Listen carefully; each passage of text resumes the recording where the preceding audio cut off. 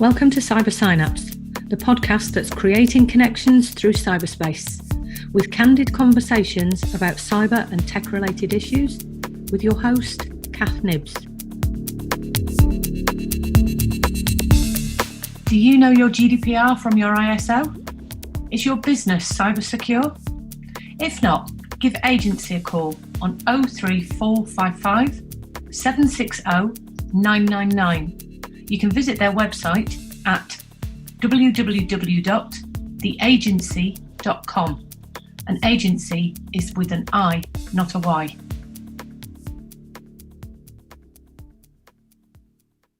Welcome to this week's episode in a really short intro. So today I'm talking to Nathan and James from Chaos Theory VR Arcade, and which I'm not sure I even said right on the introduction to the podcast. Today we talk everything VR. It's a really exciting episode, and this is the one that will be kind of finishing off season 2 whilst I go and do some other interviews. I've already recorded them and they are really, really interesting, but also they may be uncomfortable for some people to listen to. So when I start season 3, I'm going to give caveats and kind of trigger warnings just before we start.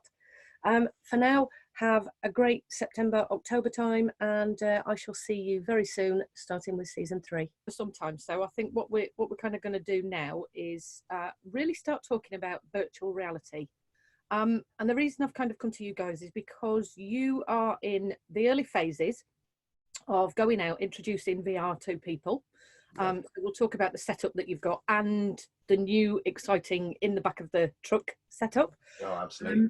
And then kind of what it is that you're finding, what virtual reality is, and some of the stuff that we've just been talking about pre-recording in terms of visceral feedback and stuff like that. Yeah, absolutely. So how did you come to set up the company? What was that about? How did that come about? I mean, in all honesty, it all just came out of a huge overexcitement with the technology when we first used it. I mean, that's pretty much it. I mean, when I was very young, then I was able to test out some stuff at Epcot. They had some like really rudimentary stuff that was hanging the whole off your face, and you know, the biggest stuff you ever had. And that has always been playing in the back of my mind. And every single computer game that I've ever played, on the Xbox, PlayStation, whatever it would be, you always in your mind go, how good would it be if I was just inside there? And then it turned out they went and made it, and they made it quite well. Yeah. So yeah, we got very excited. We bought our first machine, which was a big 9D simulator that moved around and had a headset, and it kind of took off from there, because once you throw some cash into it, you've really got to go. Yeah. At the moment it's quite expensive, isn't it? In terms of, I mean, saying that, gaming has always been expensive, and for me it's a brilliant marketing strategy. I know when they first brought the kind of big consoles out, they always did it in November. And that's kind of when the AAA rated games tend to come out, isn't it? The 1 month before the time you can actually buy them for your kids, so you end up buying them in advance. So what was the first VR experience that you had? For me, it's remote control cars. James basically, like you said, fell in love with the technology, got overexcited, bought remote control cars, put VR cameras on the front of them. We took them down to Manchester Velodrome, put the VR headset on, and then you were able to drive the car as if you were in the front seat around the BMX track in the Velodrome. But then the second time was Southeast Asia, seeing people makeshift VR to put the headset on and then just have like a piece of wood with chains coming off the side of it, so when people are on the roller coaster they're holding on and they're just kicking it, so then they get that kind of feeling as if they're actually playing. And seeing the amount of people that were actually surrounding them with makeshift VR, I actually thought when we come home, it's going to blow up, because if it's already happening in Southeast Asia with military tools, absolutely, a lot better. Yeah, I mean, personally, I had to, as soon as it came out, I started having to jump into it. So the first one was that Google Cardboard, which was excellent. But then, they had their fun little mobile games. I was actually more than happy with that. I was still blown away with it. But then I had to get one of the big headsets. Unfortunately, you can get those kind of V-port subscriptions. So it wasn't just one experience I tried on the first day of that. I think I was stuck in there for about 3 days doing absolutely every game that you possibly could. And yeah, I mean, I know there was that bloke that was on YouTube, and he spent a month in it. It felt a little bit like that, because I was definitely doing a very similar thing. Just going until all the batteries were almost trying everything out until until the technology failed on you and batteries ran out and things exactly like that. Yeah, exactly that.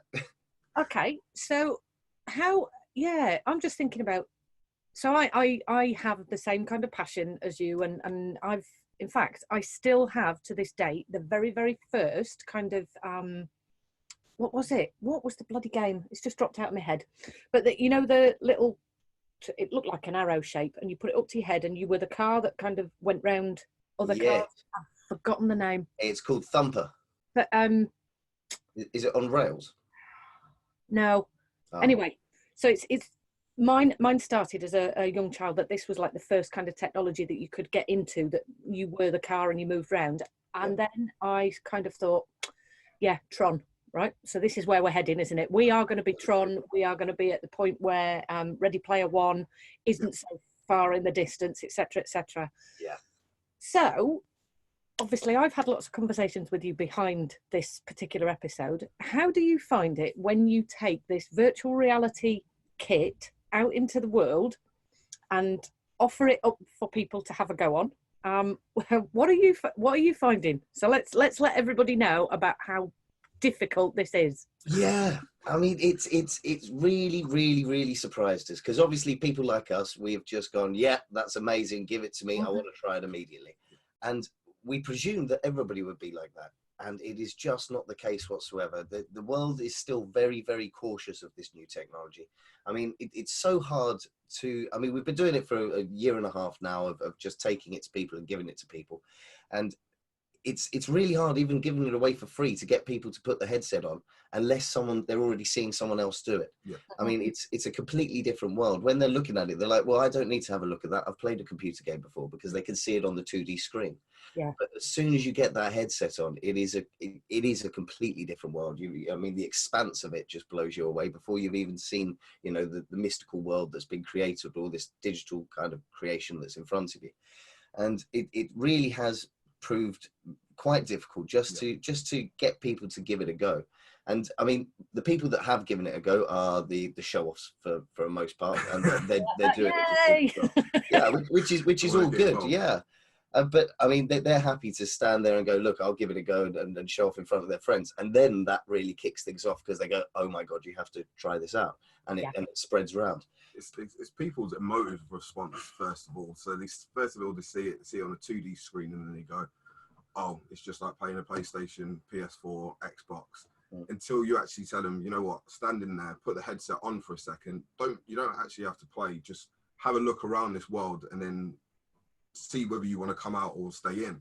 Yeah. And most people, once they've done that and they've gone, oh, actually, it's not at all what I thought it was going to be on the screen.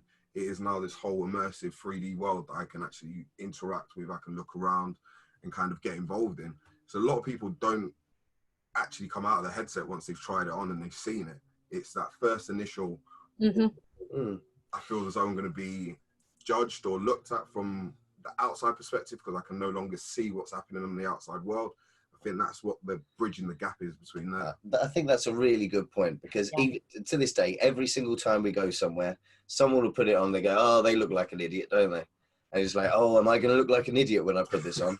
It's like, well, I mean, you're gonna look like if you think that with a headset on and moving around in a virtual space makes you look like an idiot, then yeah, you will. But it's not really about that, is it? I mean, it's just something that's so new that people aren't really understanding what it's about. And I think another really good example of this is with people thinking that it's like a computer game. I have a friend who's an intensely active person. He wouldn't be caught dead playing computer games ever. He's like, that's a waste of time. I'm sat down. I'm not interested at all.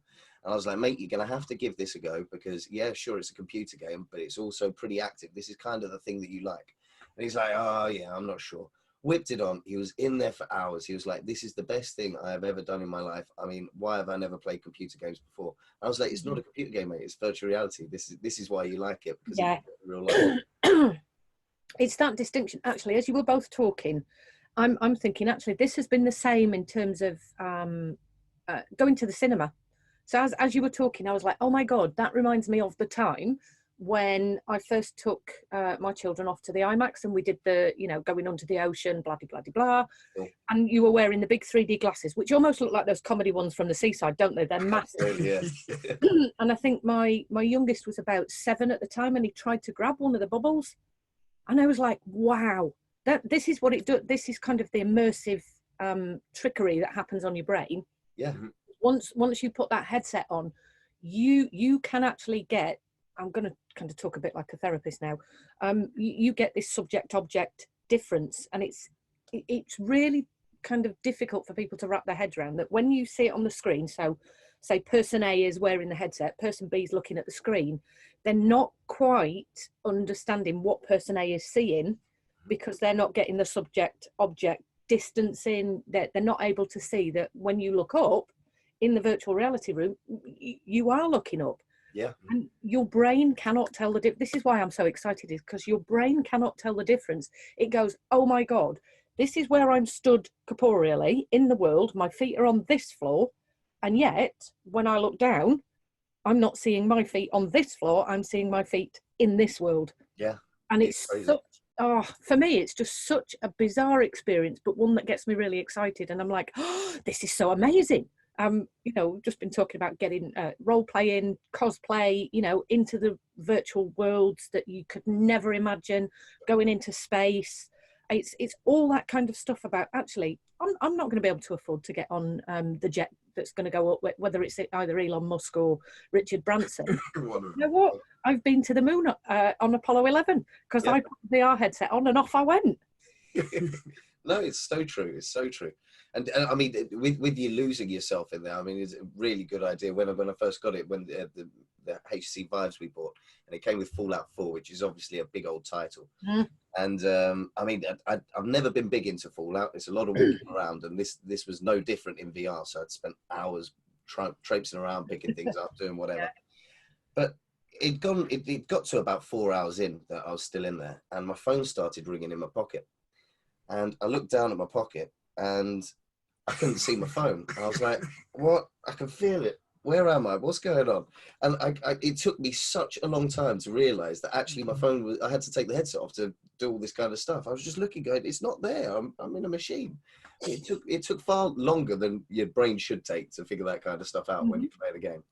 Good thing, we still get shocked at different games that come out, different experiences. So at the beginning, you start doing the little ones, you start going through it, and I suppose you kind of lose that bit of that shock and awe, because then once you start playing more and more, you start getting lost in bigger worlds and stuff like that. So it starts to ramp up. So a lot of people that normally start on a lot easier games, things like that, where they've got possibly the 180 kind of up and down, and then they start going into these massive expansive worlds where they can lose yourself for days on end. I think that's the kind of ramp up that we've definitely gone through anyway, in terms of now we want bigger games, bigger titles, more, I suppose, shiny lights and fluffy stuff to come at you, and you can kind of be a bit more interactive with the games as well. Yeah. And as I was saying earlier, I do get excited. I do also worry that your statement there, you can be lost for days. That kind of makes me go, oh my goodness, we're going to have lots and lots of problems with people already forgetting to go to the toilet. Because you can actually be in the middle of the game and you're so engrossed in what you're doing, you kind of disconnect from your bodily sensations. But actually, James, the example you gave is similar to that one I was talking about when the dog sneezed. You were snapped back into your kind of corporeal body because of something that was happening in this world, and yet your mind was in another one. Yeah, absolutely. Not only is it exciting, it also has this double-edged sword about going, that's really quite disturbing. Yeah, no, I mean, it does. And there are always going to be these worries about it. I mean, at the end of the day, you're knocking out a whole lot of your senses and replacing them with these digital ones. Yeah. So, there's going to be some issues there. I mean, I was reading something really rather boring about fire safety that you have to have in VR arcades. And this is proving a real tricky one, because people's ears are covered up because they're inside the game and their eyes are covered up. Yeah. So how do you start seeing fire alarms? or hearing fire alarms if they're all going off inside an arcade and everybody's left you there. Yeah. You know, there's going to be a way around it. You know, you're going to be able to feed it into the headphones itself and speak to people, or do other stuff like that. But it does mean that we just have to start thinking slightly different, because we are taking those senses out of the game effectively, putting them into the game. But you know what I mean? Yeah. Well, that's what we were talking about just before, wasn't it? Is my interest is in terms of this polyvagal theory. So the article that I did on kind of being in this immersive technology is, right now we're kind of overlapping and superseding different senses, but it won't be long before we're actually stood on a platform that rumbles, so that we're getting the visceral sensations of what it would be like to be on a different terrain. Yeah. We will get, I think you were saying, Nathan, the smells that are going to be incorporated. Actually, we are soon going to override everything about the real world into this virtual, and then that does bring about, so what happens if you're sitting in your living room and the smoke alarm's going off in the kitchen, and actually you're so engrossed in your own game? How do you even comprehend that something's happening in your real world? Because you might get a smell of smoke and go, oh, there must be a fire in the game, rather than, shit, I need to go and kind of just turn the cooker off. There might be a problem. Yeah. So I can see that there might be quite a few disasters, which no doubt will get blamed on the gaming industry. Sure. There's my prediction for what the media will do.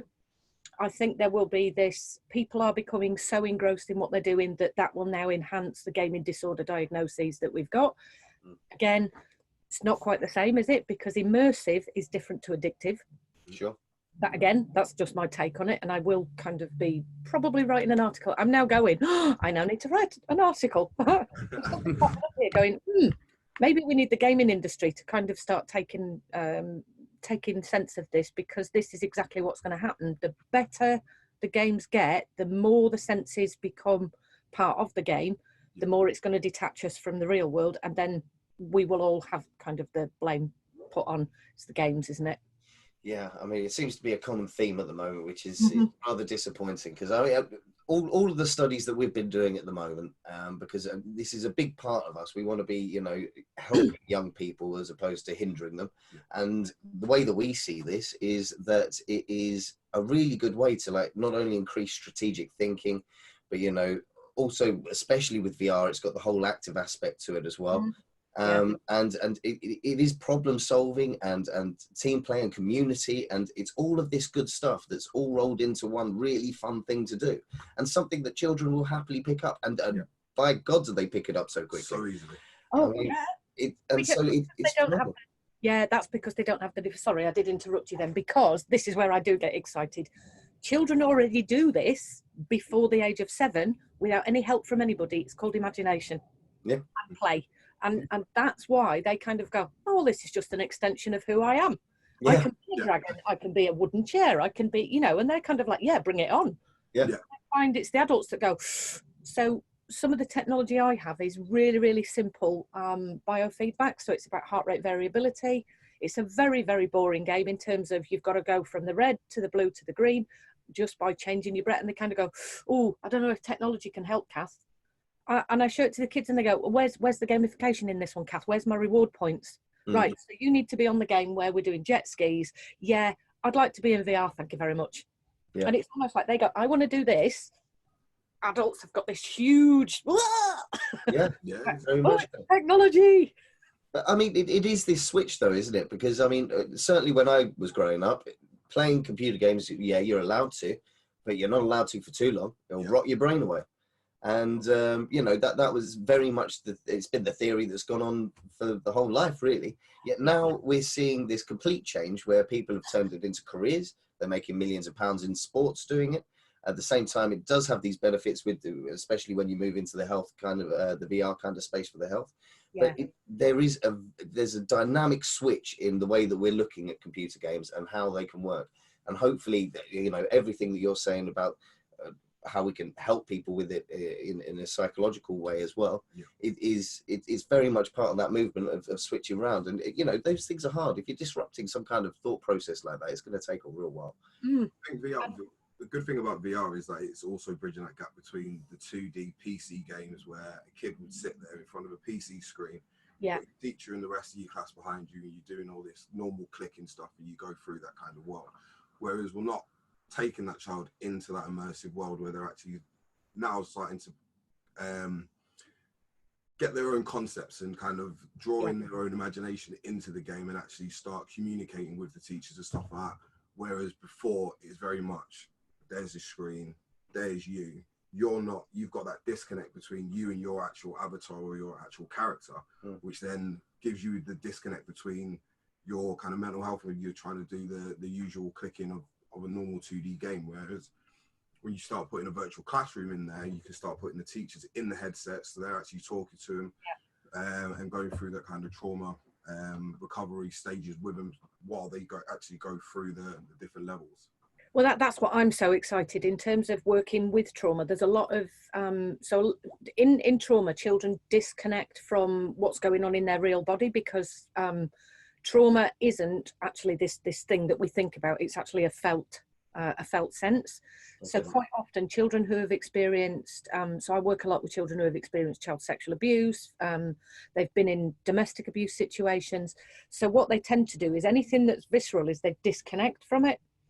And what I have found is when children have been doing the kind of 2D stuff, it's very boring. It's very cognitive and they go, yeah, well, that's what she's doing, climbing over that mountain. And so I don't tend to do games like Zelda and that. So if I just talk about kind of the Wii, they go, oh, well, yeah, I'm going to do this and we'll go on the carnival games and I'll play this one where you've got to get the hoop. And, oh, that's really crap. There's no connection with excitement. There's no connection with fear. There's no connection with the real big emotions. VR, totally different because something about, oh, I nearly got, and I've noticed that children just suddenly go bang and they're back in touch with all of these feelings, but in what I perceive as a really safe way. So there isn't enough studies to say that it's completely safe for trauma, but what we were talking about in the last episode that I did was this kind of virtual sand tray, and I think you described one as well, Nathan, didn't you, about the mind moose? Yeah. There is something about children can become agents of their own autonomous power, and that provides them mastery, and actually that's how you get to the recovery stage. Whether you're a child or an adult, it's all about how do I become the hero of my own journey and how do I master the issue that I'm facing. Yeah, so, face your own fears within VR and then have someone actually help you, talk you through your emotional responses to it. Yeah. You just being left alone to your own devices where your mind's able to wander, you're actually able to have someone there to go, actually, have you thought about it this way, you thought about it that way? If you had X person in front of you, family member or X, what would you want to say to him? Okay, let's do it in a nice, calming environment where you change their whole environment to forest, to space, whatever makes that child feel comfortable, that person feel comfortable. You can change their whole world to kind of match that to that person. So I like the individualness of that kind of therapy. Yeah, I'm really excited in terms of working with clients. One of the things, so it's what's called a Gestalt technique. You do this thing where you have two chairs, and I'm not going to tell everybody how to do it because they'll probably go and try and replicate it themselves, and it needs to be done in a therapeutic setting. But essentially, you are facing a particular person in so it might be for a child, the parent that they could never say no to. And what you do is you kind of go through this technique. Well, you're talking to an imaginary space. My head has gone, and I would love somebody to design this, by the way. I'm actually going to put this out as a request now. So gaming industries, please help us therapists. You could actually design that person. You could design that avatar. You could make them sit in the chair. And can you imagine, just for a child, being able to make this parent extra wide, extra tall, extra short, and take that power away from them. So perhaps the parent was, 7'8", and this child is able to go, actually, I want to make them as small as a mouse and I want to feel the power over them. And I'm like, wow, that would be amazing. Now, I know the digital sand tray will allow for some of that, but this two-chair work would be helpful. It would be great if we could introduce it into the transactional analysis world, if we could bring it into child trauma, the way that we do things viscerally in a real world room. I could actually do this. I could help a child build a space rocket, and we could get in the space rocket and go to, the land where nobody ever hurts them, and it's a bit Disney-esque. And for me, the realms of this are phenomenal. I mean, this is really making me smile because it's just reminded me of Harry Potter when he's got his boggarts and doing his ridiculous spells when they all come into their fears. But I mean, someone has actually already made the program that you're talking about there. Although I don't think you can change the avatar, but the idea is that you are facing yourself. So it'll create an avatar of yourself, and then you're sat in a therapy room, and it starts off with Sigmund Freud, I believe, and then Sigmund Freud turns into you. And then you're supposed to tell all of your concerns and worries and everything else to yourself.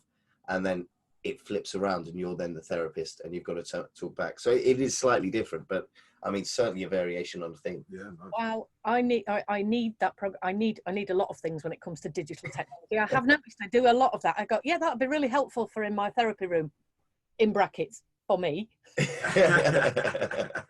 Yeah, and that is one of the things that I am trying to, as I've discussed with you, I am trying to get my profession to really wrap their heads around how powerful and how much this is going to help. So I know, kind of, we were talking earlier about we're not that far from kind of technology making big changes, and I know it's a little bit Black Mirror-ish to go, actually it won't be long before we just put something on the side of our head a la Charlie Brooker. But there is something about this technology is going to enhance what we can do in the health industry massively, and my profession is so scared of this technology. I'm not going to say naive, I'm going to say cautious, worried, scared, frightened, terrorized, because it's kind of, but we do talking, Cath, and I'm like, but this is a way of talking. This is a way of kind of bypassing the defenses. It's a way of bypassing the issues that get in the way of, I'm not going to tell you the truth about how I'm feeling, but the body does. So what I notice a lot in terms of when I'm working with clients is they'll say one particular thing, but their body gives away totally different story. Absolutely. This is the way into that somatic experience. Very much so. I mean, one of the hardest things in life anyway is trying to get what is inside your head conveyed to another person. Yeah. And this technology, by rights, if you use the right kind of equipment, you can just take people into your head instead, which is a completely different way of looking at it. You know, if you've got all of that flexibility and that ability to create anything that you can conceive, then you can show people as opposed to having to describe it with words that possibly don't even exist. So there's like VR artists at the moment that are doing full massive scale 3D models of what they envisaged, and then you're able to actually walk into the artwork. So if it was the same kind of thing for somebody who's going through therapy, they're able to then design and draw exactly what they're thinking and feeling in their mind, and then the therapist on the other side is able to actually look at it live and go, okay, cool, I can actually see what's actually happening here. I can see these slightly bits are a bit darker than others, and try and help them in that way. My God, it's Mary Poppins. We're jumping into our own chalk. Yeah, it is exactly that. Yeah, exactly that. So, oh my God, I'm gonna end up doing the part of this podcast is now going to be like, and oh my God, and oh my God. So I'm going to try framed in here. So, what about the stuff that isn't for the healthcare? Because this is just generically what kind of games do you think you could describe for people? So one of them that I know you have that I actually play here at home, and I'm really frustrated because I'm stuck at one of the levels and it's become my nemesis at the moment. Beat Saber. Okay. So, Beat Saber, I DJ'd a long time ago in my past, if you like. So I kind of approach it in a very different way to everybody else in my house. I'm jigging away to the beat instead of doing what I'm supposed to be doing. Yeah. But there is something about that I mean, for me, there's something about it transitions across to the kind of Jedi. So the bit that I really loved was you hold these two kind of so I've got the PS4 version, right? Yeah. So you've got the Move controllers, and when you cross them, they kind of give you a bit of visceral feedback. Yeah. Really, really good for the Jedi in all of us. That was our favourite as well. Yeah. Forever, you're just saying. Yeah. So when you take this out, what do you find are the games that people are interested in? Which ones, do you find that people want to come up and be the Jedi and go, oh, I'll do that one rather than some of the other stuff? Yeah, I mean, it's interesting actually, because you want to be able to show everybody everything because there's such great stuff. But when you're showing it in, and I mean, you've only got 5, 10, 15 minutes to give people a go in the kind of scenarios that we're going to, because there could be a party, it could be just out of the street, whatever it may be. They're not going to be stood there for hours and then playing. So games like Beat Saber are perfect because you've got a high score, you've got a song that you're going to go through and you can defeat it and you can compete against other people. So those ones are the ones that we're really jumping up. I mean, Space Pirate Train is another one, which is the one that your son got the highest score on when we were at Body Power, which is excellent, which is effectively Space Invaders, but you know, all modernized, and you've got a shield and a gun and you're shooting robots from the sky, another wave shooter type thing. And you've got quite a few of those games now. And I know that people got bored of them when it first came out. They're like, oh, not another wave shooter, not another one of these, because you had your Arizona Sunshine with your zombies as well.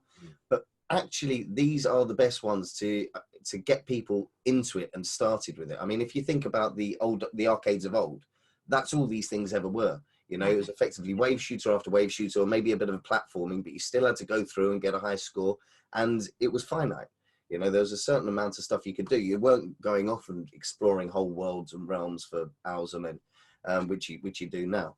So I think those are the best ones at the moment, just to bring people in. I think we do really need to drag everything back and go, okay, look, this is what it does. This is how it looks. This is the world that you can look around, and this is the little game you can play at the minute. And don't overload the senses too much, because I mean, as soon as you put people in, one of my favorite games is Pavlov VR, which is effectively Counter-Strike for virtual reality. So, you know, you're doing your Call of Duty type stuff. It's very, very cool indeed. I love it so much. So you're walking around, you're in a whole, you've got all the same kind of, they build various different levels. So you've got the Counter-Strike levels, you've got your GoldenEye levels, you know, the N64 ones, which just blew my mind because that was the game back in the day. But then at the same time, you've got all of these different mechanics of how you've got to load the gun, and you've got to load each gun differently. And so when you run out, you've got to do all this malarkey, cocking and everything like that. And that is intense for people. You know, if you're putting them in there for the first time, not only have they got this whole world around them, they've now got to learn which buttons to click. I mean, it's all second nature to me now, and it's only a bit of trigger action. But when they're there, it's all too much to figure out. So simplicity, I think, is key for this first wave, or people who are trying for the first time. I've also noticed, so there are certain games that are, well, games, there's like experiences and then there's games, but you also have the different POVs as well.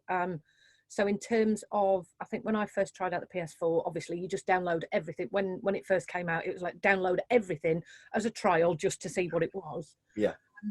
That I found it difficult. I think the game's Moss, the little mouse. Kind of, you're doing this third-person perspective, watching this really cute mouse, and you kind of get enthralled in, oh, look at it. It's like, no, I'm supposed to be fighting. I'm supposed to be but I have noticed that the games that I tend to give people tend to be similar to like the Wii. It's all about the movement and, you know, just do this, hit that. You don't need to remember anything. Cognitive overload is really difficult, and that's the pressure that you're talking about there. But I'm quite interested in terms of how we can make these games really, really simple, because at the moment you've got to kind of have this big headset on. That takes you like 30-40 seconds to kind of sort out and put it on, and you've got to kind of get everything in focus, haven't you? Then you kind of try and find these, you know, you've got to look down in the real world and then try and find the non-existent move, so on and so forth. How do you think we can make this much more simple going forward? Now, this might not be a question for you, it might be for developers, but what do you think will help us? The way I see this going is I don't think it will be such an issue. I mean, the reason that the mechanics are so difficult at the moment is because it's pulling us too far away from what happens in the real world. Once people are in there, they automatically think they're in the real world, just with this different environment. That's the way their mind's kind of working from what I've seen. And so therefore, so as I say, we've got the HTC Vives, which come with these certain wands, and they've got buttons in places that they think is the best place. You know, you've got a little tracker underneath your thumb, you've got some squeezers, so then you can pick things up, you've got triggers so you can interact with things as well. But that's not natural. If you don't know that automatically, if you don't own one, then you're not going to pick everything up straight away. So, I mean, with your Xbox controller, everybody now knows that. But if someone picks up a PlayStation controller, they struggle with that a bit. No. I'm going to say no. Even 35 years down the line, I still look at a keyboard to make sure that the keys haven't moved. You know, even with a controller, I sometimes double check where the X is, even though I know where the X is. Well, to be fair, they do jump. They do jump. Some of us haven't quite transitioned into that. No, it's still there, Kath. Right? But I think what will happen is those controllers are just going to disappear. Yeah. I mean, we're already seeing it. We were talking about the holodeck before. You know, that is definitely the way to give you the immersion for moving around. Having to move around with some kind of trackpad, it takes away from the immersion. It does. I mean, it's not the worst, but it does take it away. If you can move with your feet, then already you're there. They've already got gloves which have tensile and force feedback on there, so you can feel like the texture of something as well as like how heavy or how strong it might be or how squeezy it might be. And so it's not too far from that. And that, personally, I think that's exactly where it should and where it will go. I mean, you've got all the vests as well that have all the force feedback there. So if you get shot or if someone's stroking you on the back or whatever it may be, you're going to feel that. And it's looking as though that will be the way that it goes. Certainly in the VR sphere. I mean, for everything else, I think for commercial kind of uses and the main uses, it's probably going to go in an augmented way because then you're able to see the real world and do this overlay. But for what virtual reality is, which is all about that immersion and all about just creating this imagination, this different world, then that's going to have to go down this haptic kind of. Well, yeah, and that one suit kind of way. Well, I was just going to say we're going to be zipping up, so I can now foresee that your truck that you're sorting out, now literally going to be somebody gets up in a kind of like a morph suit. It'll be like Power Rangers, won't it? Like climbing, zip yourself up, hang off the bungees, and away you go. Yeah, absolutely. Yeah. Well, this is it. I mean, we hoping to create a much larger space than the back of a truck, but still on the back of a truck that can be driven around and found to people. And those bungees are going to be, they're going to be amazing. Because I don't know if you've played a game called Sorrento, and you're like a ninja. So you're a ninja with a gun and a sword, and you're fighting all these robot ninjas. So really cool. I mean, and you're jumping through the air and like in bullet time and stuff like that. Slow motion. If you're there on a bungee. Oh my God, it's like the Matrix. It is Matrix. I need this game. It is Matrix. In brackets, for therapy. It'll be perfect for therapy. And but no, if you're flying through the air, you kind of want that experience at the same time when you're on the ground. And this will be able to do that. You know, you're going to jump off and swing and it's going to be amazing. Yeah. Well, essentially, that's what I'm trying to aim for in terms of a therapeutic room. So it's really looking like Kath just wants to build her own VR room, which might also double up as a man cave kind of she shed version of whatever it is we name stuff now. Yeah. But that's what I would like to be able to do, because and this is where I see, again, kind of pointing back to my profession, if we can provide the technology that the children are using, we can then meet them where they are. Rather than us trying to go, okay, so tell me about what's happening this week. Well, I was looking at a meme of it. Sorry, what's a meme? You know, and that's what I'm finding. A lot of the children will reflect back to me as they'll say, you know, my parents don't understand what a meme is. They don't understand when I'm talking about morphing, when I'm talking about respawning, and it's like a totally different language. Yeah. But if we can get into this world, we can now meet children where they are. Yeah. And for me, I'm just like, and this is the way that we're going. You know, there's no more of this. Somebody put the internet away, please. Yeah. You're not going away. So this is the way technology is moving forward. And you know, this is why I've said to you that the suits, the holodeck. I'm sat watching these large technological advances from people like Peter Diamandis and so on and so forth.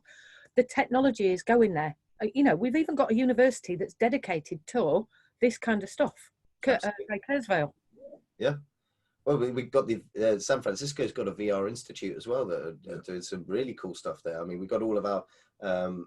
There was a lot of work that they did on the actual calorific burn of certain games that we've been using for health and stuff, and they've gone through absolutely everything. So I mean, yeah, there's people properly studying this. And it's the same thing that you were saying there, Kath. It's meeting the kids halfway. So the kids are already there with the technology. They love it. They're able to get involved really quickly. From an older generation perspective, we're trying to learn the tech because obviously the internet got introduced as we were coming in. So it was like, okay, Whereas, like you said, you've got kids as young as 3, 4, 5, 6, being able to just pick up an iPad and just being able to nail it through. Yeah. You're like, okay, I need to change my whole mindset and I need to keep up with you.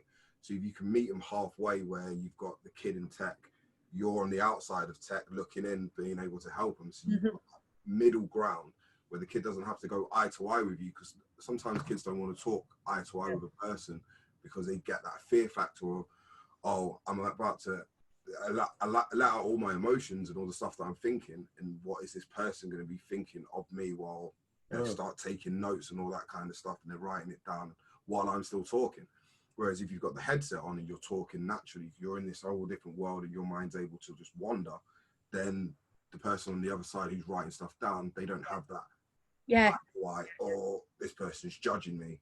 It's more of a free-flowing train of thought that's able to come out. Yeah. Freud called it free association, and actually, that's the barrier that happens quite a lot in terms of what will this person think of me if I say this? Yeah. Whereas, I absolutely, I'm so on board with kind of the way that you two think as well. I'm kind of thinking now. What would I really like people to know on the podcast, and what would you really like people to know on the podcast? So I'm just going to muse about that for a second. What do you think people need to know about VR? Or for me, it's automotive. People feel in terms of whatever they're going through, whether it's life getting you down and stuff like that, how that can kind of help. Whether it's physical activity, you want to lose weight, or you want to get a bit more of a healthier mind, healthier body, then VR can kind of get to there. Yeah. But yeah, music production and video, I suppose, is probably going to be a way of highlighting a lot of things, a lot of areas where, like we've got a friend who's a videographer who wants to do a lot of stuff on the environment and refugee camps, and then bringing that into VR, so then you can experience it up close and personal. Yeah. That this is a walkthrough of a refugee camp. These are the emotions that people are feeling. You can actually do that on VR and have a look around and go, oh, I feel it a lot more than I did looking at it on BBC for a 2-minute advert.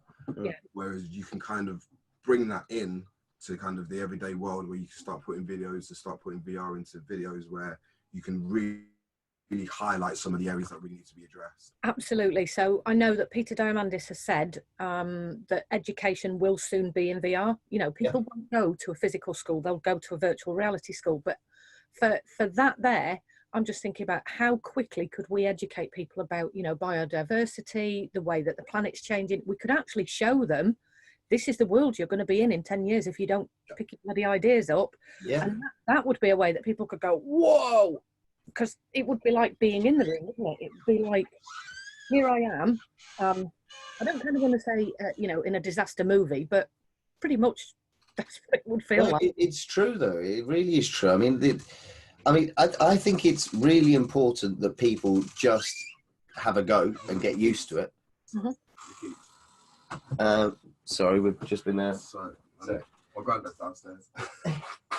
Yeah, I think it's just really important that people just get used to this technology, because the barrier that we've discussed beforehand is, you know, people don't want to put these headsets on. Sure, they are a bit large at the moment and clunky, but they're going to get smaller, and actually they're not that bad at all when it's on. It looks bigger than it is because it's just some really good bit of kit that's there. And I think the more people that start having a go with it, the more of these really genius ideas that we're going to have. And the more artistic type of people that we get involved there, that start creating all of the stuff that, you know, or got the ability to create what they can, then that's going to be amazing. Yeah. Well, my visions are, whilst I need to know kind of what that game actually is that we talked about, that you talked about earlier. Yeah, I'll find that. In terms of another area in psychotherapy and that I'm really interested in, would be a way that people can actually start to almost have a psychedelic experience. So I know that there's lots and lots of work around psychedelics and trauma recovery. There's a lot of work about accessing kind of parts of yourself that you don't know exist. And quite often when I look at how that appears in the world, it tends to be lots of cosmos based imagery. So it tends to be like somebody will go up into space, and they'll kind of float round a bit, a little bit like when I'm having a sensory deprivation float. You get a little bit of that effect. Okay, yeah. I'm kind of sitting there going, okay, so this sensory deprivation float that I do is a really good experience, and it's also really good for the parasympathetic system that I've got. It's a blah, blah, blah. If we could harness that and create a system where somebody could put a set of goggles on, put earphones in, and do some breath work, and it would take them on a psychedelic experience, that's another way that we could kind of harness this technology with what's known about trauma recovery, about somatics, and about, you know, kind of the way that we kind of access stuff when we're having a psychedelic experience. And we can do a lot of that using our own bodies through breath work and so on. And I'm like, and then we could have the visual experience, if somebody designs it, of free floating in space. So never mind about free association. I'm kind of like, yeah, let's just go the whole hog and let's have free floating. Yeah. That's definitely. that's what I would like. I mean, with the bungee type of things that we're talking about, you could literally make it yourself zero gravity for that. I mean, you're not going to be, but you're going to be suspended and really put yourself there. You don't need a holodeck for that, which is good. I'm inside. I just went, that's freaking awesome. Yeah, that's essentially where I think we could go in terms of. It's not even just about therapy. That's just about having an experience that our minds would absolutely be blown by, wouldn't it? Yeah, absolutely. What we can do with this technology now. Yeah, I mean, to be fair, what you just said there is pretty much what I get in VR every single time. It's just my mind being absolutely blown by this new world that I've wandered into. I mean, every time you play a new game, you never, I mean, I can never overestimate or underestimate what the experience is going to be. I mean, it could be pretty pants, but if it is actually half decent, and it doesn't even have to be the best one you're doing, just half decent, I'm just amazed. Yeah. I found that with Everest. I was expecting a really good, it was a bit pants, to be honest. Yeah. I went, well, I've done Apollo, I'll do this. Yeah, I quite... Put the air conditioning on. halfway up, and I turned around and I was like, it's not even feeling like I'm on a mountain. This is really quite depressing. You know, I'm never going to go and put myself in that situation where I could die. But virtually, I could experience something that I will never actually physically go and do. Yes. No, I'm not at Middleton. I'm not going up to kind of put myself at the top of a mountain where the statistics are you might not come back down. No, sure. But there is something about, in fact, that's where my mind's just gone, actually. That would give people an experience of, so I was just saying to you that I did whitewater rafting at the weekend. Yeah. Just think of the sports that somebody could do if they were disabled, if they had an injury, if that is such an experience for somebody, isn't it? Absolutely. And I mean, this is something that we're trying to drive in, that's going to be part of like our arcade truck and whatnot, because when you're in the virtual world, if you are playing the certain experience, then actually you can compete on a level playing field with an able-bodied person with whatever the disability may be. And we've been looking into like various rugby teams and football teams who can then play sports together in the virtual world, and the disabled team and the able-bodied team playing against each other on that level playing field. Exactly the same game that they've been doing. And there's a whole host of different experiences that we can do that. I mean, once again, with the bungee type aspects, then you can kind of take that kind of stuff out of it as well. I mean, if everybody's in that bungee, then, you know, people can carry on with it. There's a lot of different ways to just like take away some of the pain or some of the hindrance of the real world, and then putting everybody on that level playing field in virtual world. Yeah, I just had a thing where I was going, my God, phantom limb issues might be something that could be worked with, and we could probably sit and go on and on and on and on about all of the different things this could get used for. Yeah.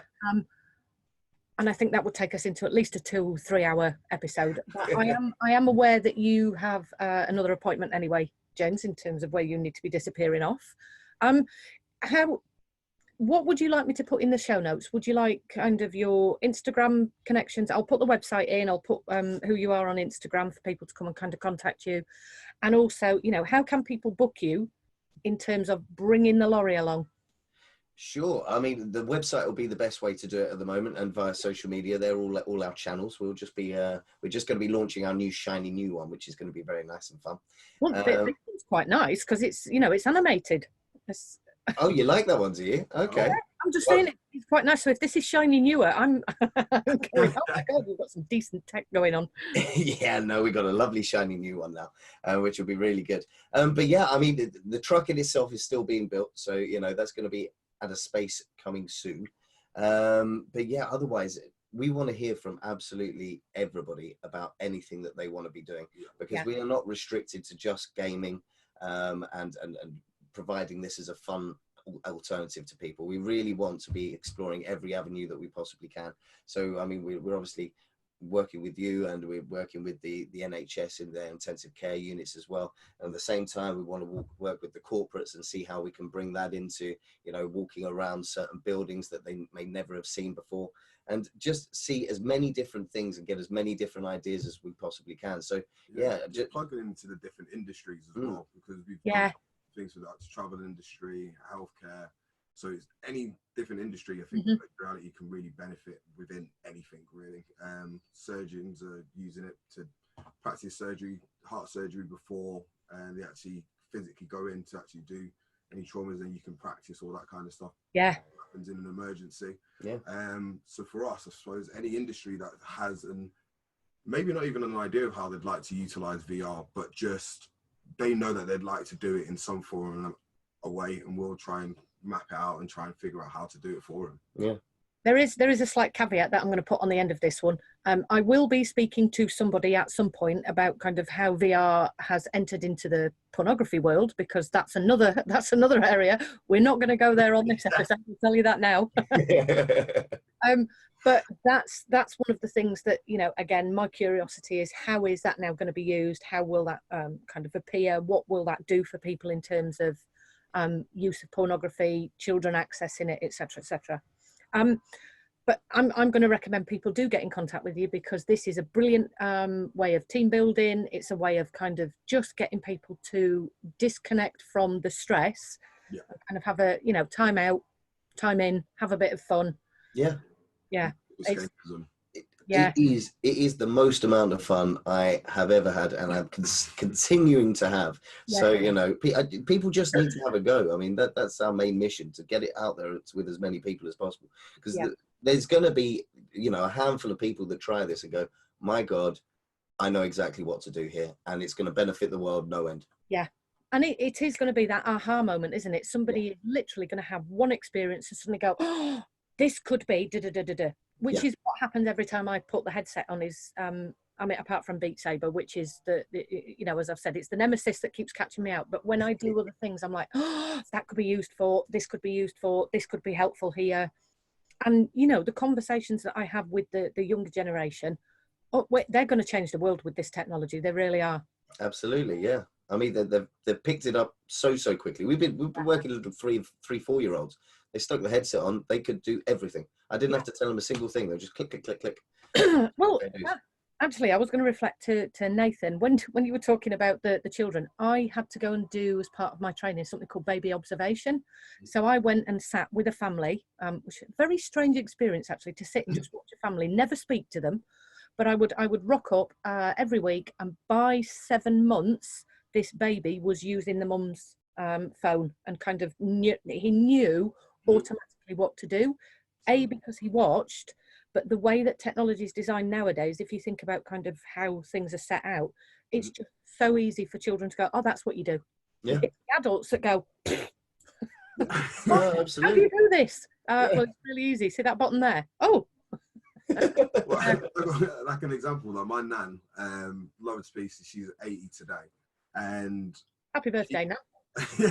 And she was going down I was talking to her about chip and pin, but just being able to use your card as just being like tap it or use an ATM. And she was like, I'd never do it. I'd never use an ATM. I'd rather go to the bank. I'd rather have that physical kind of interaction, all that kind of stuff. But I guess it's the same thing with VR. A lot of people have that kind of disconnect of, oh, I don't want to just use it quick and easy. I want to try and, I don't want to be the trend. I don't want to be part of the trend. I want to just kind of mosey around it and try and avoid it if I can. Whereas what we're trying to say is that this is coming, it's going to be here. It's just definitely something that's going to be up with that.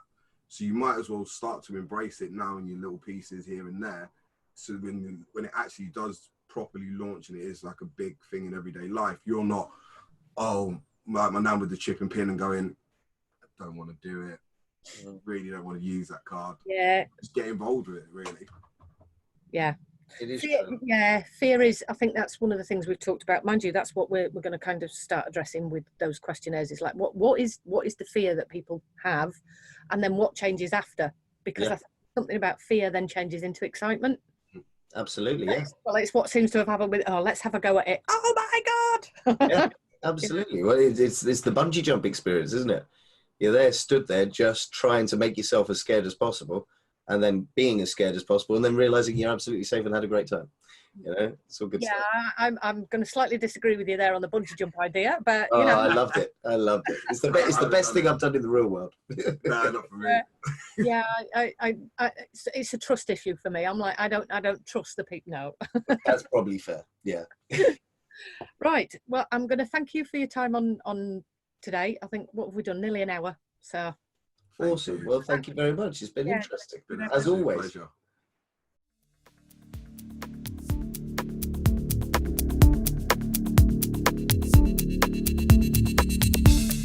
This podcast was edited by Rory Kavanagh, an audio enthusiast and music producer.